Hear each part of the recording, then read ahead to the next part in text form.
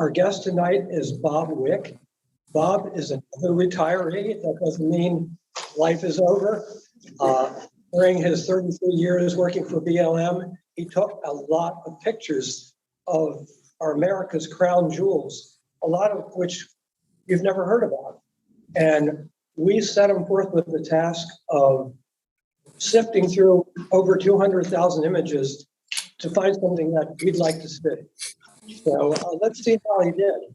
And with that, I'm ready to turn this over to Bob. I'm really happy to be virtually there at a party. I actually worked for our Washington, D.C. office in the Bureau of Land Management for the last 7 years of my career, but I was based here in Sacramento area remotely. So at my first Christmas party, they actually moved the Zoom camera in front of all the food that they had at the potluck so that those of us that work remote could see what they were all eating. So I'm glad you spared me the food part.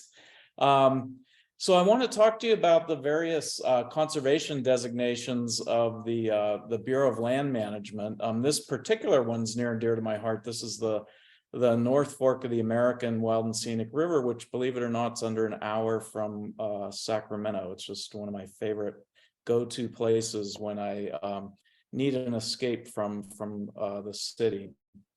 And a little bit of background on me before we get going on to the National Conservation Lands. I actually grew up in Western Pennsylvania along the Ohio River, was born in Midland, PA, which is right where West Virginia, Ohio, and Pennsylvania come together, and went to school at Penn State that got a forestry degree. Then I went down to Virginia Tech for a graduate degree, and I was in forestry, and I knew all about the Forest Service and the Park Service and the various agencies that manage lands in the East, but I knew nothing about the Bureau of Land Management. It always had like a paragraph in a forestry textbook saying there's this other agency that manages more land than any other federal agency, and that was it. So, but I found out about a temporary job and loaded up my truck from Blacksburg, Virginia, and drove west to Colorado, and that was in 1988, and I've been out west my whole career, mostly working in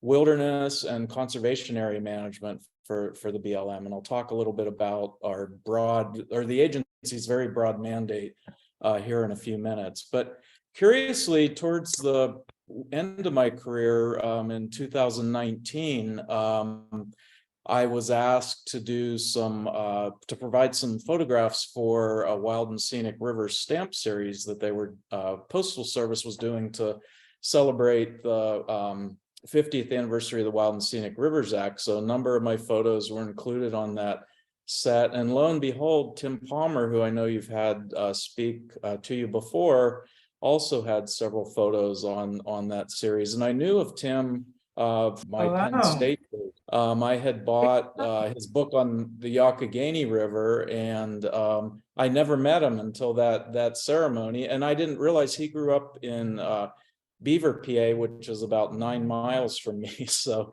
lo and behold, we had two Western Pennsylvanians that took about 2/3 of the stamps on that series. So really respect him as an author and photographer. So it was great to meet him. So worked most of my career in Northwestern California, up in the Redwoods and the Arcata. I spent a good chunk of my career in the field, and then I moved to Sacramento to oversee the wilderness program for the BLM California State Office, and then eventually to the Washington office. And the latter third of my career, especially, social media and digital imagery came into play, and I had already had a reputation for photography in the BLM, but there's always a need for good photographs, and I just got a great reputation so that I was paid to go out all over the Western US. I'd get out up to 6 to 8 weeks a year taking photos of some of these amazingly beautiful yet hidden landscapes that the Bureau of Land Management oversees. So I've been through all the Western states as well as Alaska, and the BLM also has a few areas in the Eastern US, but I'll talk about the history of the agency and why the BLM doesn't have much land in the East here in a minute.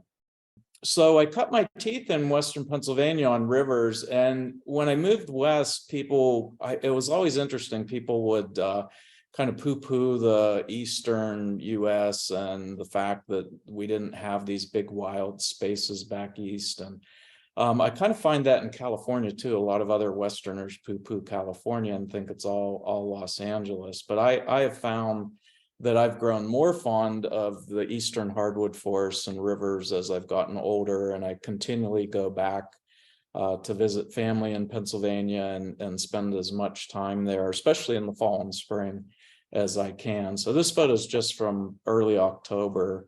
I was certified as a drone pilot when I worked for the Bureau of Land Management, and I have been doing contract photography since I retired. And it's unfortunate that drones get a bad name. It's really drone pilots or lack of trained pilots who should have a bad name because they don't respect wildlife or other people or privacy. But drones are just an amazing tool to get some dramatical aerial photography if you use them with care and respect. So again, this is one of those fall mornings along the Clarion. And just one more eastern shot, and I guess I have two more eastern shots, and then I'll move west. This is another shot from early October on the Blackwater River in central West Virginia. So a little bit of history on the Bureau of Land Management. The federal government, whether it was ill-gotten or however, gained title to 1.8 billion acres of land as the U.S. moved west through Louisiana Purchase, treaties with Mexico, begging, borrowing, stealing, what have you. That land was originally in what's known as the public domain. And over the next couple centuries, the goal of the government with the General Land Office was either to transfer those public domain lands over to other agencies for management, such as our national parks, our military reservations, Indian reservations, national forests, or to transfer them to private ownership, such as through a bunch of laws like the Homestead Act and various other laws. So the remaining public domain lands are about 260 million acres of federal public domain lands are managed by the Bureau of Land Management. And those lands are shown in yellow, and they're almost all in the Western United States. The original 13 colonies did not have public domain lands, but when the states west of those colonies entered the Union, their lands remained in federal hands, and each state had a different agreement with the federal government when they were brought in under statehood. So that's one reason the federal public domain is in the West. And the leftover lands that BLM manages, a lot of them are in very arid areas such as Nevada and Utah and central Wyoming, where they're just too harsh of a climate or too rugged to settle, or just like I said, they're called the leftover lands in a lot of respects. Just a little history in the eastern U.S. with public lands. The national forests and parks in the east were acquired back from private landowners for the most part. A lot of the national forests were cut over lands that were really hammered by logging in the 1800s, and they were, I think, purchased under the Weeks Act in the early 1900s. And that's one of the reasons why you have a lot of private parcels within the national forests in the east, a lot more than you do out west. So a little bit going back to the dinosaurs a bit, but wanted to talk a little bit about the history. The BLM has a couple little parcels in the east. Some of them are through federal land withdrawals that have come back to the federal government, and the BLM oversees them. And we've actually acquired a couple parcels in and around Washington, D.C. in partnership with the state of Maryland and Virginia. And this is Douglas Point along the Potomac. So if anyone's been there, that's the one tiny parcel of BLM land in Maryland. So the BLM has a very similar mandate to the U.S. Forest Service in that it's a multiple use mandate. So it allows for management of the federal public lands that are under the agency's jurisdiction for a really broad array of uses, everything from oil and gas development to renewable energy development. Many of the hard rock minerals like gold and silver that are used in the United States come off of mine leases that are on BLM lands. So it really makes you appreciate when you work for an agency like this, that as consumers and producers, we have lots of impacts on the environment. And it's pretty amazing to see the scale of some of these developments. But the agency also, under its multiple use mission, is required to protect certain lands, to preserve wildlife values, archaeological values, to provide for recreation use. And as time has marched on and more demands are placed on public lands, there's been more zoning that's occurred, where instead of allowing kind of all uses on all lands like the Western frontier, the lands are more zoned for protection, and other areas are zoned for development. So, and I'm not here to talk about the development side of things. I want to talk about the conservation side of things. And the kind of the crown jewels of BLM managed conservation lands encompass 35 million or so acres, so well over 10% of the public domain lands across primarily in the West and Alaska. And these are the term national conservation lands is just an agency coined term for the family of conservation units that the BLM manages. And these include a number of congressional designations like national conservation areas, wild and scenic rivers, national scenic and historic trails, as well as wilderness, and then national monuments, which the president can declare, which I'll talk about all of these designations. And all except the national conservation areas are also the laws apply to the other federal land management agencies. I kind of talk about the big four, which is the Forest Service, the Park Service, the Fish and Wildlife Service, and the BLM. So BLM manages a lot of wild and scenic rivers, as does the Forest Service, as does the Park Service. So there's commonality. So you'll find a fair number of these designations in the eastern US as well as the West. So the BLM actually got its mandate for multiple use management in the early 1970s. And at that point, the distribution of public lands and the transfer over to other agencies and private landowners pretty much came to a halt, other than in Alaska. And the agency started getting some conservation lands designated, areas like the King Range National Conservation Area here in California in this photo. But it's still the energy that went into some of the true crown jewels, like the national monument designations. When those were designated, they were typically transferred over to the National Park Service for management. But when Bruce Babbitt came in under the Clinton administration, it was actually our state director in California that spoke to Bruce, and he said, hey, if you keep transferring all these crown jewels over to the Park Service and other agencies that the Bureau manages, the agency is really not going to take heart in its conservation mandate, because there's no longevity to doing it. There's a pride in an agency and in managing, like anyone managing a company or lands or a nonprofit. So Bruce took that to heart, and when he was governor of Arizona, he really had a good working relationship with BLM, and he liked the way that the Bureau worked with local rural landowners and communities. So he took that to heart, and then and that's, by the way, Sally Jewell to the left of him. She was the secretary under the Obama administration, and between those two, they have probably been point on more national monument designations, getting the president to sign off on them than any two secretaries of Interior. So the Grand Staircase Escalante National Monument in Utah, which had quite a bit of press when President Trump reduced the footprint of that national monument during his administration, was the first is still the largest national monument in the lower 48. And instead of transferring stewardship of that over to the Park Service, President Clinton left it under BLM stewardship. And so that was really a milestone for the BLM as an agency to not have some of these crown jewels transferred over.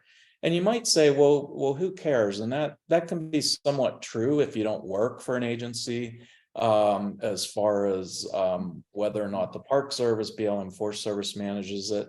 But I like to think of the federal land management agencies as different brands of recreation or conservation, in that each one goes about things a little bit differently. And this is a photo from Arches National Park. And of course, the national parks are the true crown jewels of the American public land system. There aren't two Yosemites or two Grand Canyons, but there are other areas that are equally as impressive as many of these lands that are set aside as national parks. And to have other agencies like the BLM and Forest Service managing them for a different type of opportunity, I think is pretty cool. So, with the Park Service, you get a little bit more made to order opportunity, especially if you're in the front country, if you're on Skyline Drive, if you're in the Great Smokies, where you have park rangers interpreting things to you, you have paved roads, pullouts, visitor centers, developed hiking trails,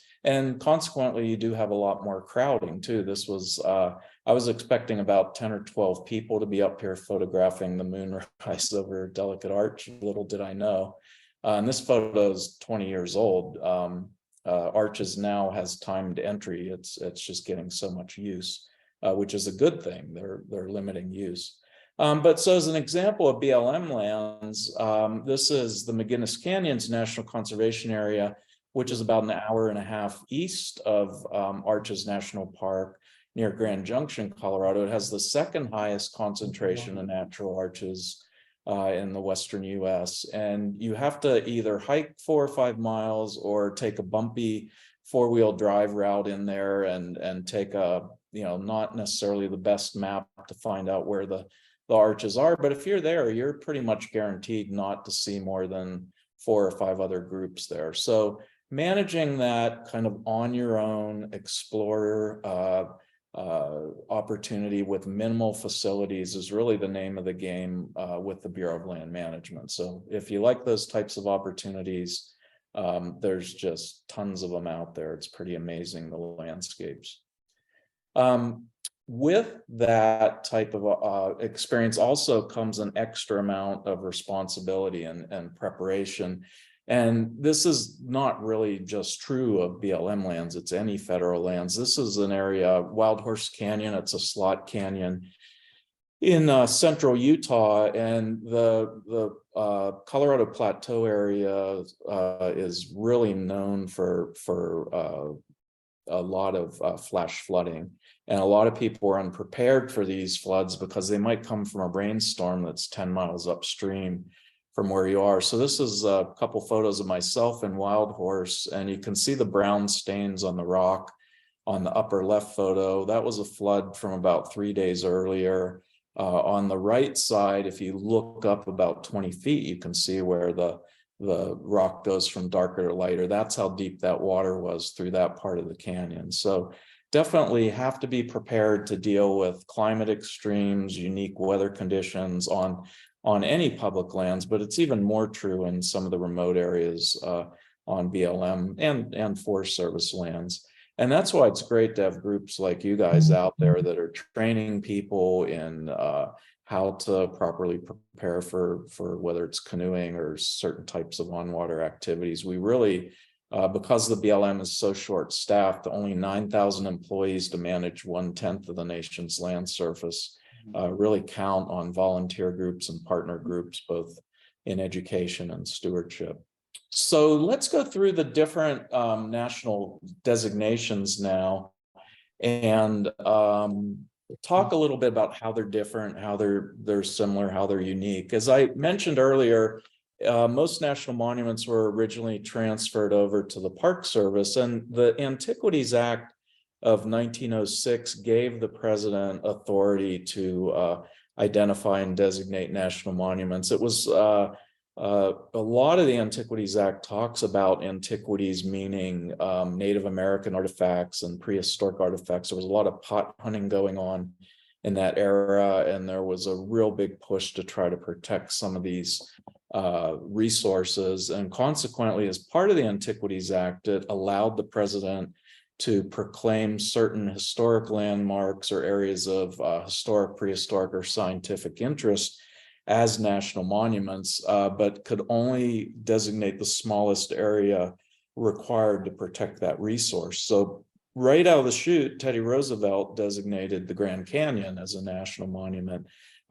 Pretty big national monument. It's now Grand Canyon National Park. I think it was probably over 1 million acres as a national monument. So the Congress doesn't like when the president can unilaterally do things without their approving it.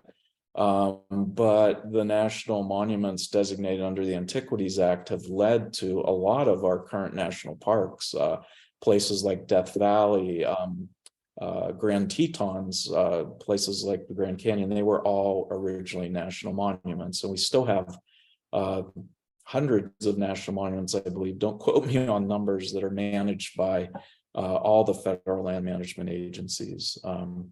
But as I said, starting with the Grand Staircase, instead of transferring all the monuments over to the Park Service, the BLM, Forest Service, Fish and Wildlife Service were allowed to retain management of those. And just going through a couple of the national monuments, this is one of my favorites. I spent a lot of time in the Carrizo Plain National Monument in South Central California.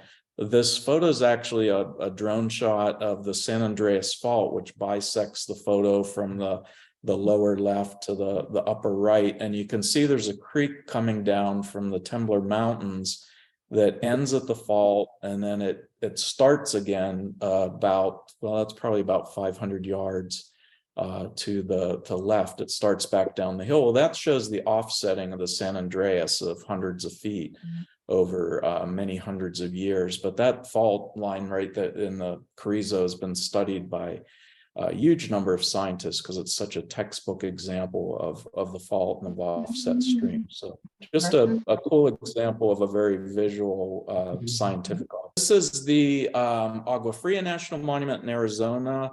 I think is that cold water or fresh water? It's along the Agua Fria River, which is a pretty rugged stretch of whitewater. It only flows during spring runoff and monsoon season, but an incredibly important cultural area. And again, you're not going to have interpretive trails or other guidebooks that give you detailed information on all of the different archaeological sites in this area, but you can find out info online and other means about places like this that just have these incredible petroglyphs and amazing resources, and you really feel like you're the first one that's discovered many of these places. Another one of the monuments that was reduced greatly during the Trump administration and was in the news quite a bit was the Bears Ears National Monument in South Central Utah, or Southeast Utah. Textbook example of use of the Antiquities Act. Has some of the densest ancient Pueblo archaeological sites in the US, and just some amazing areas that very similar, the same culture as Mesa Verde and the ancient Pueblos of the desert Southwest. But again, you can explore these areas and you're not cordoned off by ropes. You're expected to respect them. And I hope that continues, because there definitely can be some problems with that. As far as if people don't respect these areas, but it's just an amazing place. I encourage those of you who can get to that corner of Utah to get there and check it out. And you don't have to do an arduous, all-day hike to get to all of these places. Some of them are fairly easy to access. Just across the border and near Hovenweep National Monument, which is managed by the Park Service, is the Canyons of the Ancients National Monument near Dolores, Colorado. Another one of my favorite area, and again, just extremely high density of archaeological sites and ancient Pueblo remains. One of the cool aspects, it's actually a sad aspect, especially for those of us who love rivers, is that when the Bureau of Reclamation constructed McPhee Reservoir, which is in the background of the photo on top, they flooded a huge number of archaeological sites along the Dolores River, as well as blocked the flow of the river on all but really high snowmelt seasons. So it's only only has enough flows for boating on a really wet year. But anyway, as part of the mitigation for that, they excavated a large number of the sites and built a large repository, which serves as the repository for all Native American artifacts on federal land, found on federal lands in the desert Southwest. They go to what's the Canyons of the Ancients Visitor Center and Museum, which is right outside of Dolores. And if you do go there, there's some nice displays in the museum itself, but if you go down they do like weekly tours down into the, I forget what the term is, the archives, where they have the 99% of the artifacts, and it's just mind-boggling the incredible amount of pottery work and artwork and artifacts, and it just blows you away. It's very humbling to be able to visit that place. Just some other unique areas. This is the California Coastal National Monument. And again, if you think of leftover lands, nobody homesteaded the rocks and islands off the California coast, the little rocks and sea stacks, because they were uninhabitable. Yet they are very inhabitable by marine mammals, marine birds, and serve as refugia for some of the largest concentrations of marine birds and mammals anywhere. So it's a pretty amazing resource that stretches from all the way from the Oregon border down to Mexico. So pretty cool place. This is just another monument, Sonoran Desert National Monument. Main reason I included this is just because of the value that the night sky resource is really getting in the last 10 or 15 years. And it's pretty cool that in the east, I was up at Dolly Sods in West Virginia, and cameras can pick up more stars than your eyes can see, like this shot of the Milky Way. But I was able to get some really good photos of the Milky Way at Dolly Sods without a lot of light pollution. Of course, in the east, you have to wait for those really crisp, clear days, which you don't get as many of in the summer when the Milky Way is most visible. But if you hit it right, you can definitely get some good views of the Milky Way. All right, well, let's move on to wild and scenic rivers. And let's see, let me just check on time. So I have I'm planning to go till 5:30. Yeah, 8:30. So let me know if I have less time than that, so I'll speed it up. So the Wild and Scenic Rivers Act was actually passed in 1968. And it was passed during the era of big dam building around the country, and an era of dam building that started decades earlier, including in already protected areas like the national parks. Many of you have heard of the Hetch Hetchy controversy in Yosemite. The Glen Canyon Dam, Lake Powell, was built as a compromise for dam proposals that were actually proposed in the Grand Canyon and Echo Park and Dinosaur National Monument. So there was a big push by grassroots organizations to get a specific piece of legislation to protect certain rivers so that they can so that they can remain in their free-flowing nature. And the rivers I'm going to talk about are all on federal lands, but a lot of states in the east and in other areas have passed similar legislation to protect state, rivers that are under state jurisdiction.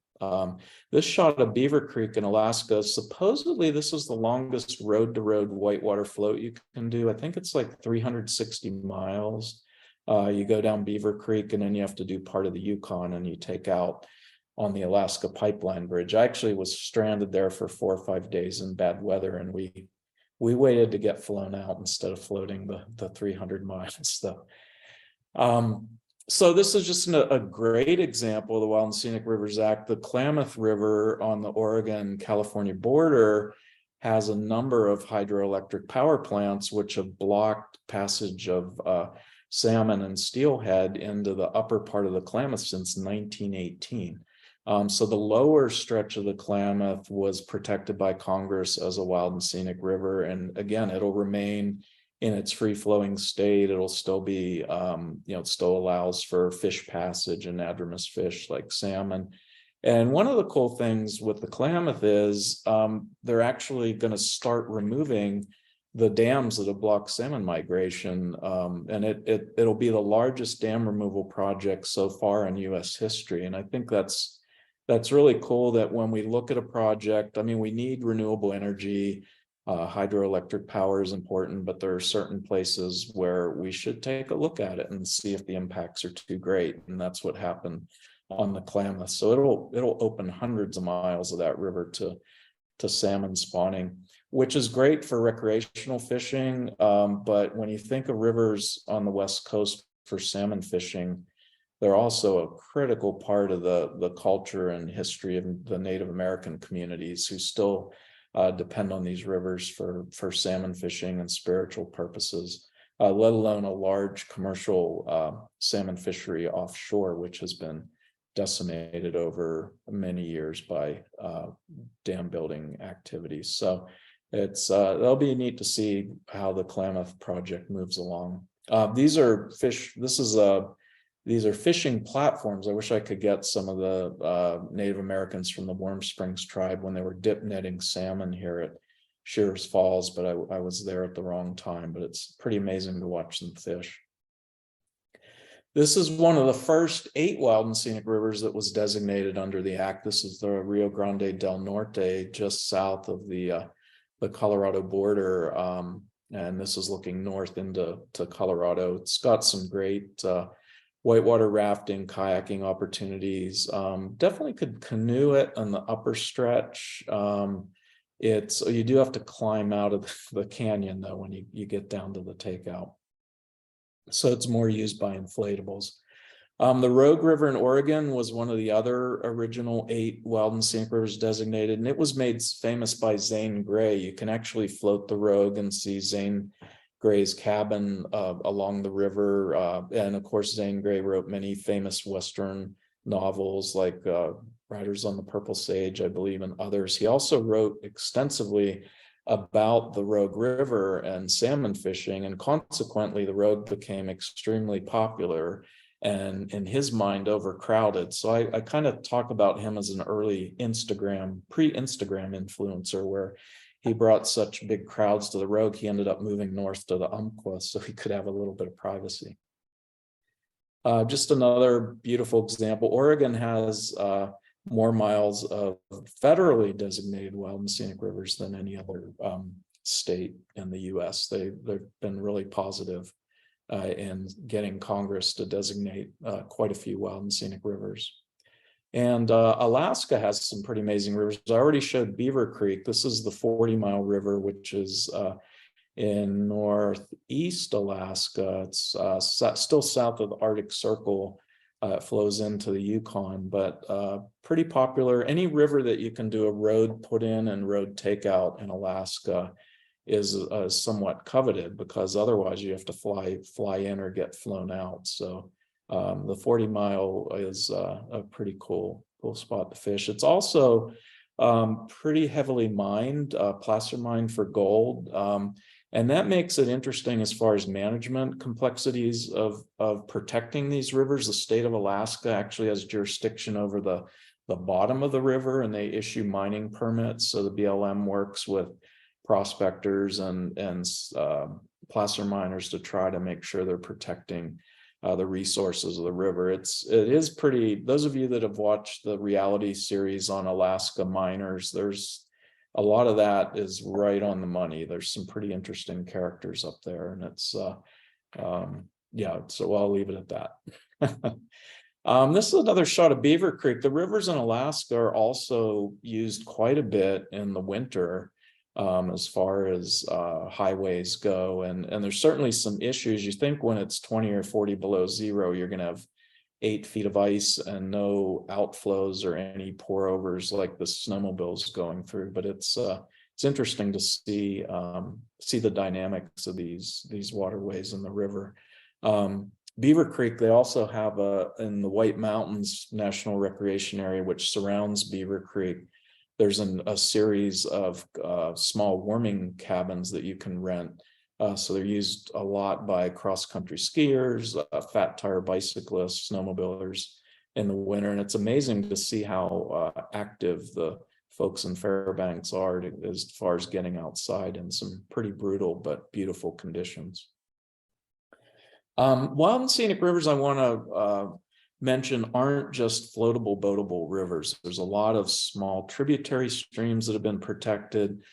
This is the Amargosa River in the California desert, which is actually the river that flows into Death Valley during wet winters. And it's much saltier than the ocean, but it does have provides habitat for desert pupfish. Also, one of the rarest mammals in the U.S., the Amargosa vole, lives only along this river. So wild and scenic rivers are set aside to protect a variety of river-related resource values, and they can be any size. Moving on to national conservation areas. And then, like I said, all the designations other than the national monuments have to be congressionally designated. So an act Congress passes and signed by the president. And one of those that's unique to the BLM are national conservation areas. And instead of having a core piece of legislation like the Antiquities Act or the Wild and Scenic Rivers Act, these areas are kind of made unique. Each area has a unique piece of legislation behind it. So consequently, they're managed, kind of made to order, depending on what the resource values and the community interests are in those areas. I spent 7 years working at the King Range. It's an amazing place, 35 miles of unroaded coastline in Northern California. Having that much undeveloped coastline anywhere is pretty significant, but in California, it's incredible. So just amazing wildlife habitat for elk and deer and bear inland, and marine mammals and marine birds along the coast. Moving down into Arizona, this is the San Pedro Riparian National Conservation Area. It's was set aside to protect just an incredible diversity of birds that migrate, neotropical birds that come south for the winter. And most of the water for this watershed comes north out of Mexico. There's a lot of controversy in surrounding U.S. communities that are tapping groundwater that are affecting the riparian community, the willows and cottonwoods here that are so critical to the bird life. So that's another management challenge. And public lands is that, even if you manage the chunk of land that the resource is on, there's impacts coming in from other areas. Another cool area, this is just outside of Boise, Idaho, the Snake River Birds of Prey National Conservation Area. It has the largest concentration of birds of prey nests in North America, if not the world. Morley Nelson was the guy who started studying the area back in the 1940s and came up with some of the scientific data backing that. So pretty cool area if you're ever in Boise. And moving into Nevada, this is actually a huge area, almost 1 million acres, the Black Rock Desert High Rock Canyon Immigrant Trails National Conservation Area that was set aside to conserve a landscape along the California National Historic Trail Corridor. And I'll talk about national trails here in a minute, but national trail corridors only protect a narrow corridor along the trail itself. So this area actually protects the entire viewshed of the area. Those of you that have heard of the Black Rock Desert, that black rock in the top middle of this photo is the actual Black Rock, which was one of the many landmarks the immigrants coming west on the trail would note. They had brochures and other information that they had obtained before they started west, and they knew once they got to the Black Rock, they were pretty much on the worst part of the trail you were going to run into, but that it would get better soon. Still a lot of remnants of folks would, definitely graffiti, but 1850 graffiti along the trail where immigrants marked their that they passed through there. Those of you who don't know the Black Rock as an immigrant trail corridor, many of you have probably heard of Burning Man, and that's one of the unique management challenges that the BLM has in overseeing the area. Burning Man actually predates the protection of the Black Rock Desert as a conservation area, and it's written into the legislation. Congress included it in the legislation that the BLM would allow some of these large events like Burning Man to continue while still protecting the area. And Burning Man, there's a lot of controversy around the event. It's the most amazing art spectacle I've ever seen in my life, and it is pretty amazing that you can get 80 or 90,000 people in an area for several weeks, a week for the core part of it, and they do clean everything up after themselves. The organizers are required to basically leave no trace. So the Burning Man's held on a playa, which is a giant dry lake bed, and that playa is also home of world land speed record. It's also the only time that the sound barrier's been broken by a vehicle. That's the car. It's a British vehicle down on the lower right. So pretty amazing juggling act to try to protect all these scenic values and various values while still trying to allow certain uses like this to occur.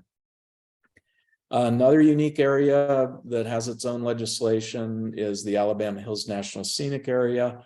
You're looking up at Mount Whitney here. The pointy peak in the center is the highest point in the lower 48. It's like 14,500 feet, but those hills in the foreground were sites of hundreds of movies, and the community of Lone Pine depends on filming for its income as well as tourism, and they didn't want any type of national monument or other protective designation that would limit movie production, so they worked with Congress and various organizations in the BLM to get it protected as a national scenic area, and the legislation still allows for filming of various things, which if you watch the opening scene of Iron Man, they blow up a bunch of Humvees in the beginning scene. So we're not talking about riding horses across the countryside. There's some pretty interesting pyrotechnics and stuff that go on here.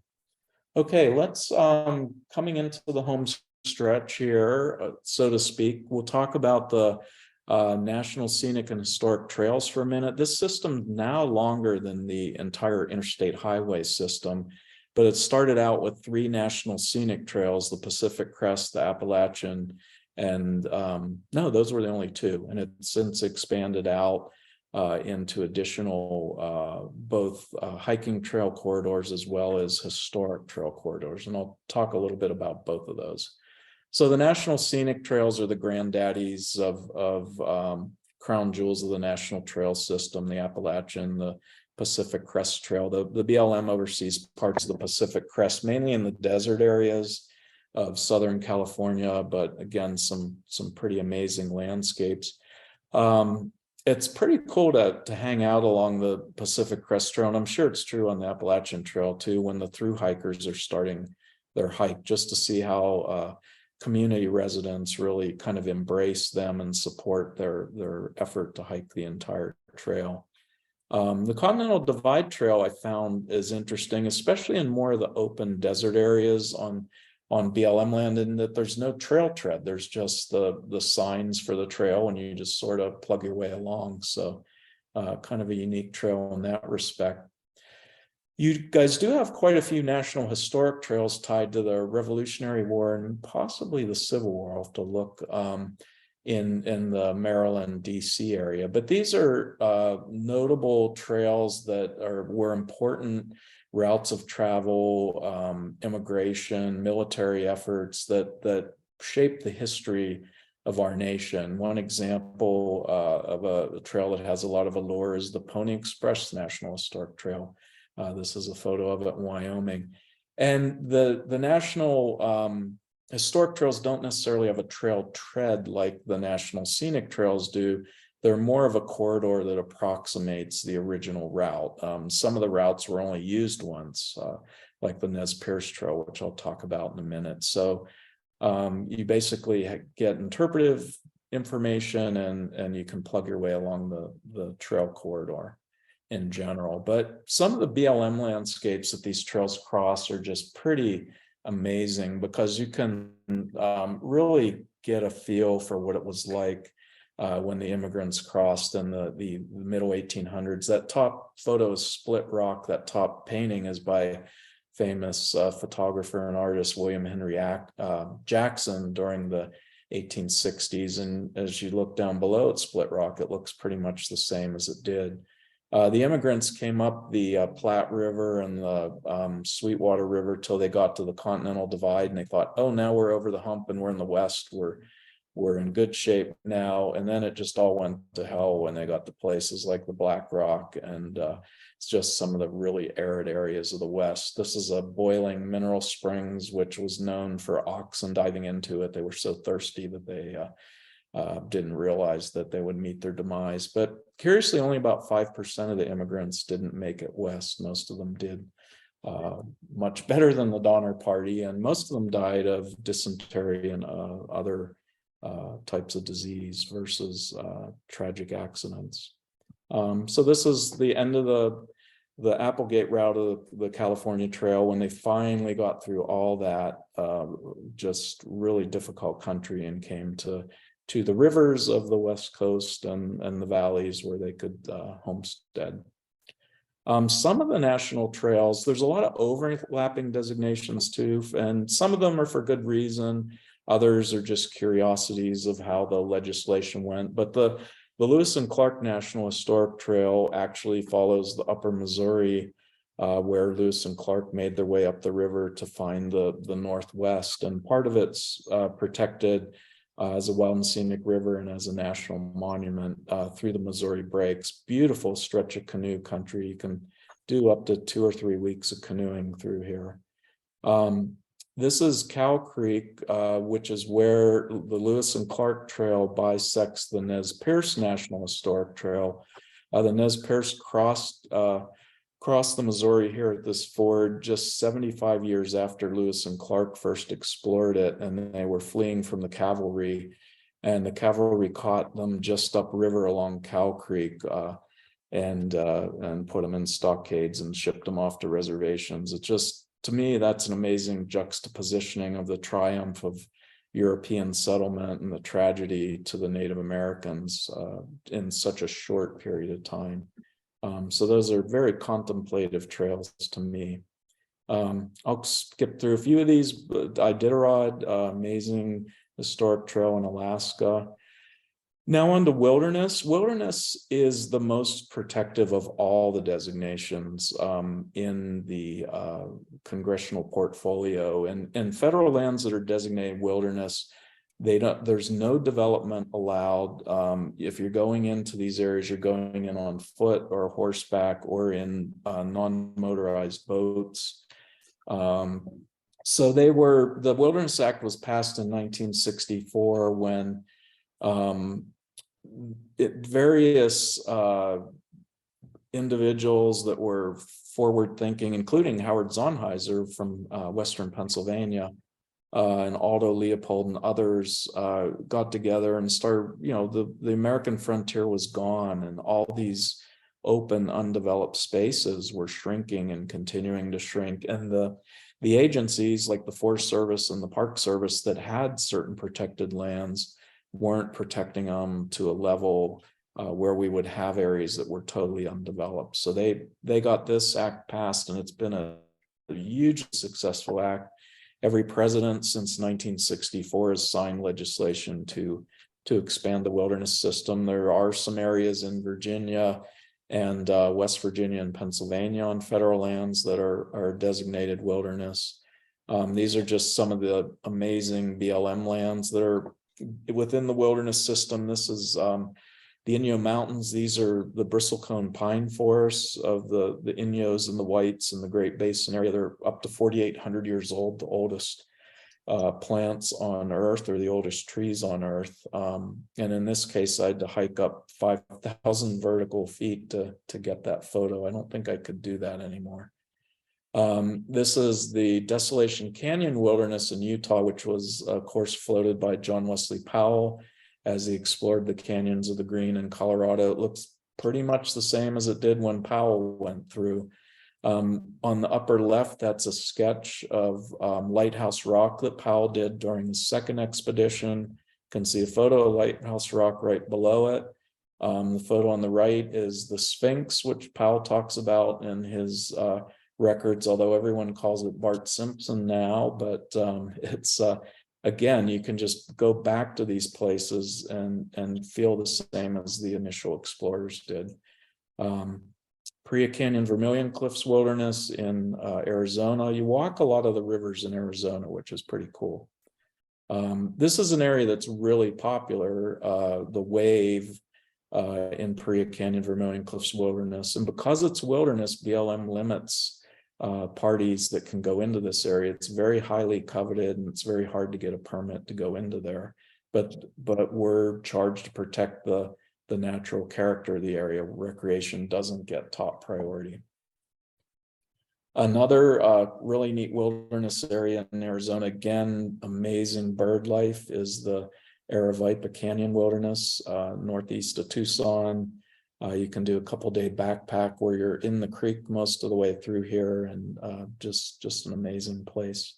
Oregon Mountains, just outside of Las Cruces, New Mexico, another fairly new wilderness. And Cadiz Dunes, California. A lot of the areas in the California desert and Nevada desert are bleak and arid and have a terrible beauty in their own way. But if you do get some rainfall in the winter, everything has to do its thing in a very short period of time. So they just explode with life and just some of the most amazing wildflower blooms I've seen anywhere.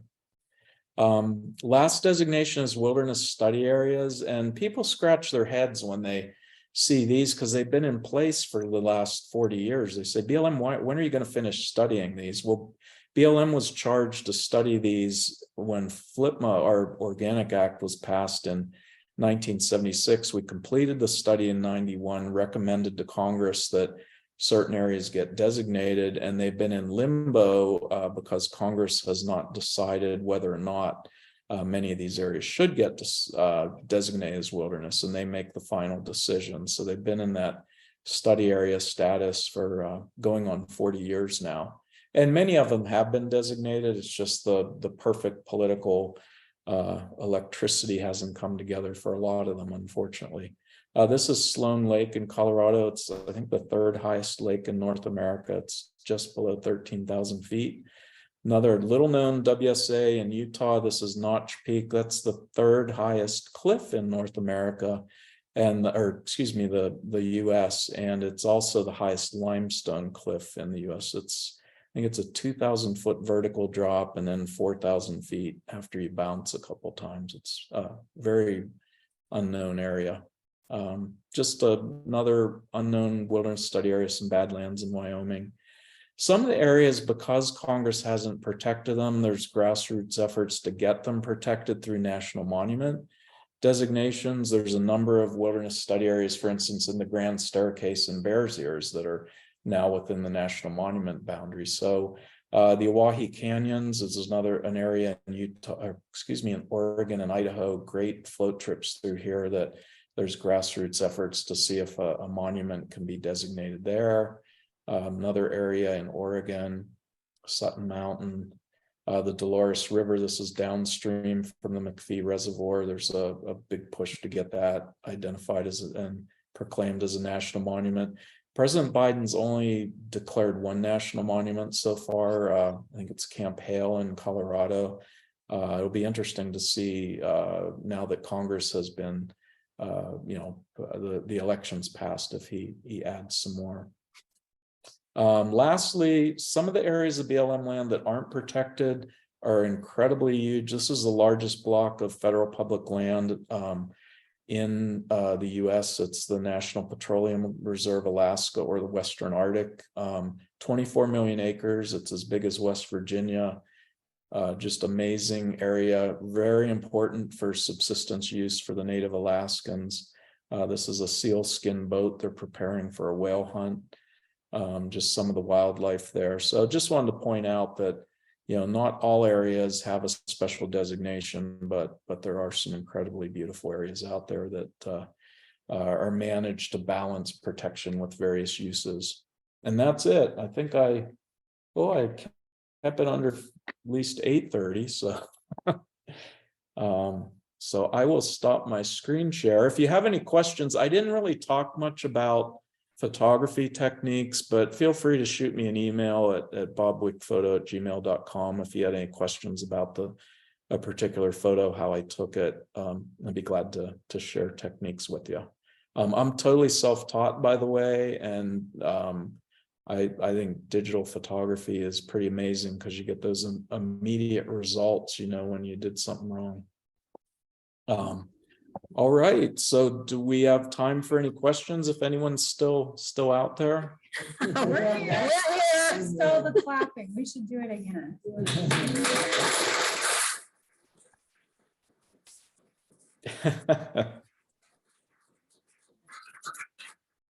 Well, thank you. I appreciate your attention. I know that's a little longer than I usually go, but it's some pretty cool places.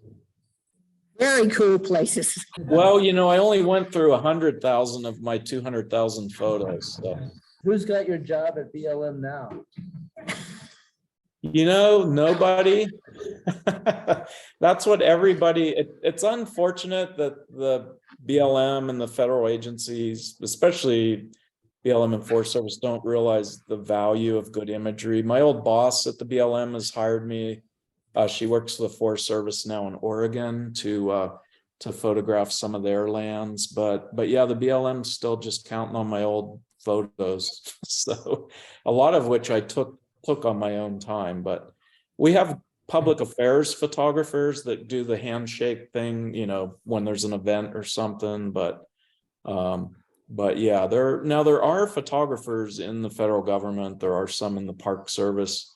The military has the most photographers, but yeah, my dream gig was very part-time, and I marketed the heck out of myself to be able to sell my soul to get, my boss said, if somebody will pay your travel to go to Alaska, the host office, I'll let you go. Just get the rest of your work done. So that's how I worked it. They're all public domain, so they're all your property. So you can go on to the Bureau of Land Management website, and many of them are on Flickr. The BLM has it. If you know Flickr, it's the little red and blue dot on the site. Let me see real quick while we're talking. I'll pull that up, and let's see if I can screen share again. So Flickr's a little clumsy to use, I think. If you go into Flickr on the BLM site, it's these two dots, and you have to go into the photo stream, and then you have to push this little magnifying glass, and it'll limit your search to BLM photos. If you don't push this magnifying glass and you type, I'll type, let's see, Burning Man. Well, maybe I better not type Burning Man. Who knows what'll come up. Let's see if anything comes. Yeah, so here's a bunch of shots of Beaver Creek. These are mostly my shots, but they're all public domain, so you can download them for free. What still frustrates me that Alamy and some of the stock photo sites, people mine these photos off of these federal sites, and then they sell rights to use them, which you don't need any rights to use them in public. So anyway, that's one way. Any of the federal sites, Forest Service, BLM, Park Service, Fish and Wildlife Service should have Flickr sites. Some of them are really well maintained. Some of them could be better. What's one of the most remote places that you've been? I would say the Western Arctic, the National Petroleum Reserve. You're up to 300 miles from the nearest road. And if you walk through that tundra, you realize that you're not going to get more than a mile before you're exhausted. It's just so spongy. So really the only way to get through there is either in the winter on the ice, or by floating, or by air. So yeah, Alaska is definitely incredibly remote. parts of, believe it or not, the California desert are some of the most remote spots I've been, just because they're so arid and inhospitable that people don't go there. So much of Nevada is you can have to yourself for weeks. Utah and Colorado have gotten a lot more discovered, especially the Red Rock country of southern Utah. So it's a little harder to find some alone time there. And with COVID, public lands in general, Forest Service, BLM, Park Service, Fish and Wildlife, and as well as state and local parks use has really increased dramatically. And I have mixed feelings about that. All my secret spots are now busy, but I love the fact that people are enjoying nature now. I wish more people would learn about how to treat it with respect and care. And that's why I appreciate groups like you being out there. I did see a question on national recreation areas. Those are also a congressional designation. BLM only has one, and that's the White Mountains, which is near Beaver Creek. There's a lot of them all over the country. I know the Delaware Water Gap area is a national recreation area. I think Spruce Knob, Seneca Rocks in West Virginia. They're just areas that the agencies are supposed to give a heavier emphasis to recreation, develop additional opportunities, facilities. But they can be anything from a undeveloped area like Spruce Knob to a developed reservoir site like Lake Powell in Arizona. So there's a very broad array of things that are allowed in them. Where do you start if you're interested in planning a trip? What resources are there? Yeah, I put up that blm.gov, the website.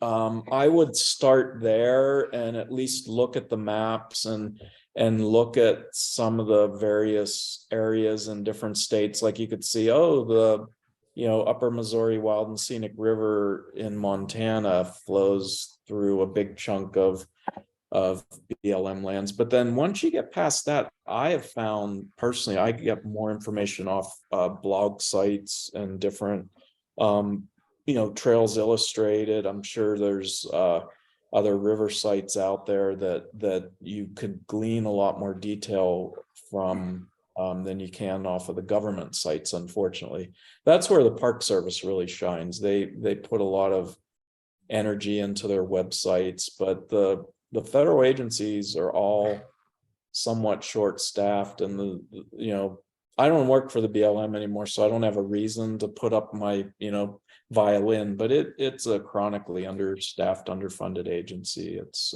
so they just don't have time to keep up that detail on their websites.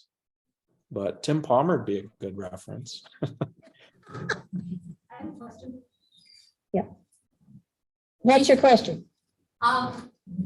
When you worked for the BLM, did you do presentations like this one on official time and to whom and in what circumstances?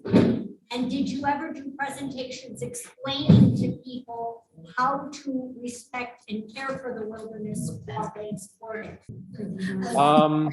I did that earlier in my career when I worked in a field location up in Northern California. Once I started working for our California state office and then the headquarters office, I was a kind of a policy nerd and budget nerd. I did troubleshooting with the people who were in the field doing those presentations to make sure they understood the policy or they had what they needed. That said, because I had a side gig of doing photography, I have given a fair number of photography presentations, and I always pepper them with use ethics and stuff where I can, but that I got a little bit removed. Like anything in work, as you get promoted, you get further away from the connecting with your customer base sometimes, and that's where I ended up. I don't know if that made sense. Thank you. I'm just curious, Bob, is anybody documenting the, I don't know whether it's BLM or reclamation, or Park Service, because Lake Powell is I think Lake Powell is a national recreation area. Is anybody documenting below level bands? Yeah, I'm sure that that's had a huge amount of, various studies going on. They know where every drop of water is coming into Lake Powell. I know the Grand Canyon has done major studies with the sediment flow coming out. There is no sediment flow coming out of Lake Powell into the canyon, so it's made it a very unnatural situation down there. So there's been a lot done. It's just the Bureau of Land Management didn't oversee that, so I just know what I knew from hearing others. But yeah, I'm sure there's a lot of info out there. Amongst the places you visited, what was the most surprising or unexpected? You have a short list, like you knew a lot before you went there, but then you got there and you were surprised. Boy, there's so many of those because before I used Google Earth a lot. Google Earth is awesome, but it also takes some of that surprise away. But I did what I called guerrilla photography. I wasn't able to go out and scout for 2 or 3 days and then take photos. I'd show up at an area at 4 a.m. and then the sun would start coming up and I'd see this incredible landscape that people told me about, but I never saw. So, I mean, places like the Bisti Badlands in New Mexico, there's just so many. Some of the Red Rock country in Utah is expected. There's just amazing secrets everywhere. I wish I could pick one. I mean, the sand dunes in the California desert are different every time. Some of the ephemeral stuff I like the most, like the Carrizo Plain I showed some photos of. It's the most dry, desolate spot 99% of the time, but if you get a wet spring, it's just a rainbow of colors. So to go back to the same place and have it completely different is pretty amazing. Any other questions? No, just a shout out. Wonderful photos. Wonderful photos. And also, Yes, they are. Great presentation too. All right. Well, thanks you guys. I appreciate it. And sorry I couldn't be there, but I'm glad I appreciate talking. Thank you. Thank you very much. thank you. All right. Have a good rest of your evening. Okay. Bye-bye. Thank you very much. It was great. See ya.